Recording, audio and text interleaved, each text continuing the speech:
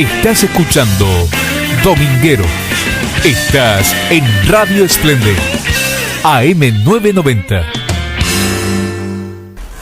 Y ya lo dijimos, vamos a comenzar los programas en los cuales tendremos la posibilidad de conversar, de charlar con quienes nos representarán en la legislatura de la Ciudad Autónoma de Buenos Aires. En este caso decidimos arrancar con Gustavo Vera, quien será el que encabece la lista de legisladores por UNEN. ¿Cómo va, Gustavo Vera? Un placer, lo saluda Julián Di Belonia desde Splendid.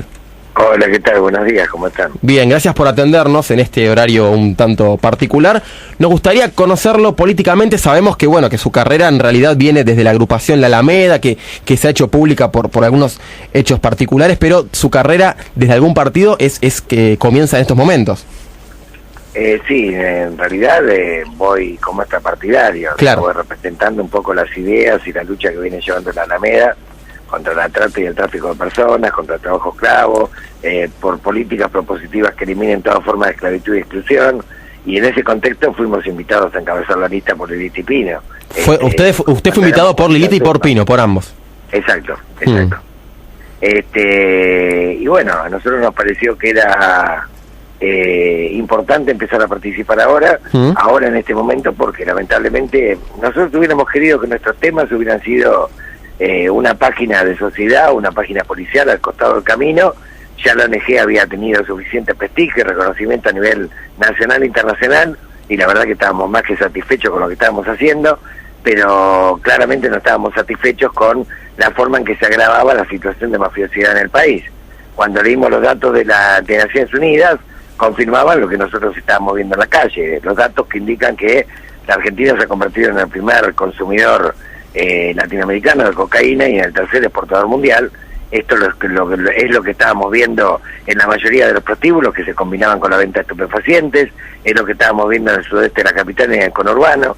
En fin, me parece que cuando la mafia ya tiene tantos niveles de penetración dentro del aparato estatal en forma transversal, creo que es una obligación no de la Alameda, sino de todos los ciudadanos de involucrarse un poco más y tratar de evitar que seamos México o Colombia, ¿no? Usted dice, Gustavo Vera, se agrava la situación, los datos de la ONU son muy claros al respecto. Sí, se agrava la situación y se resalta en Capital. En Capital tenés 1.200 prostíbulos, tenés más de 3.000 talleres clandestinos, hemos hecho mapas del delito con vecinos de distintos sectores sociales, Recoleta, Versalles, Once, Liniers, Floresta, Caballito. En todos hemos detectado no menos de 25 a 30 puntos de venta de droga en los alrededores de las escuelas secundarias.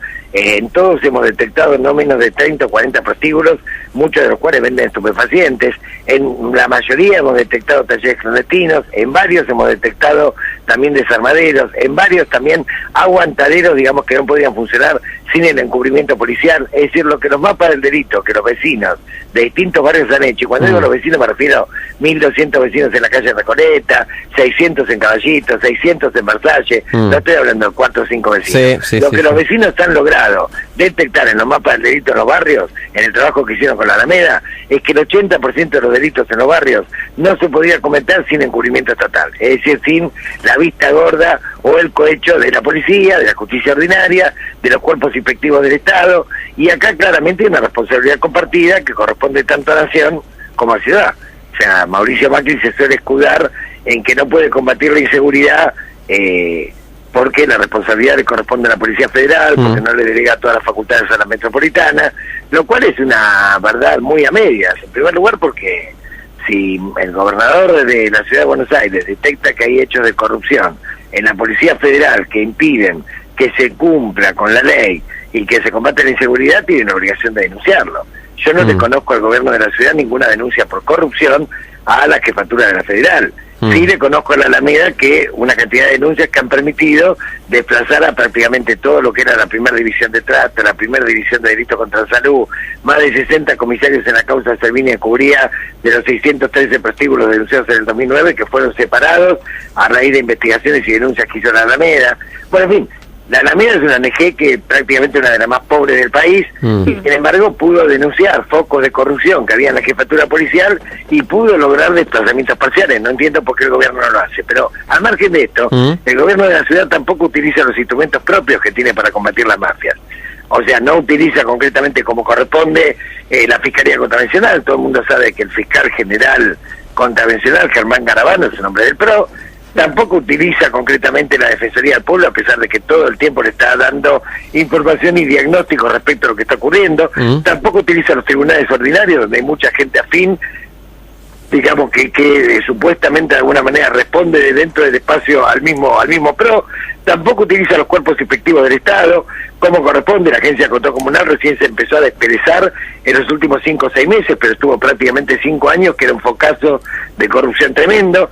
La Subsecretaría de Trabajo, bueno, que es prácticamente cartón pintado, no ha encontrado una sola marca de ropa usando trabajo esclavo en 5 años, y nosotros en todos estos años hemos denunciado 114 en el ámbito de la capital federal, digo para darte un ejemplo concreto. Bueno, en fin, me parece que no utiliza las herramientas para combatir la inseguridad crece, la mafiosidad también atraviesa el aparato del Estado, el narco ya está financiando parte de la política, parte del aparato policial, parte del aparato judicial, y bueno, y creo que esta semana hubo 2 noticias, una que encontraron un departamento del centro una cantidad enorme de pastillas de éxtasis, y otra que encontraron a un concejal de una agrupación política en su casa con una cantidad enorme de cocaína. Son noticias que lamentablemente se están convirtiendo en cotidianas.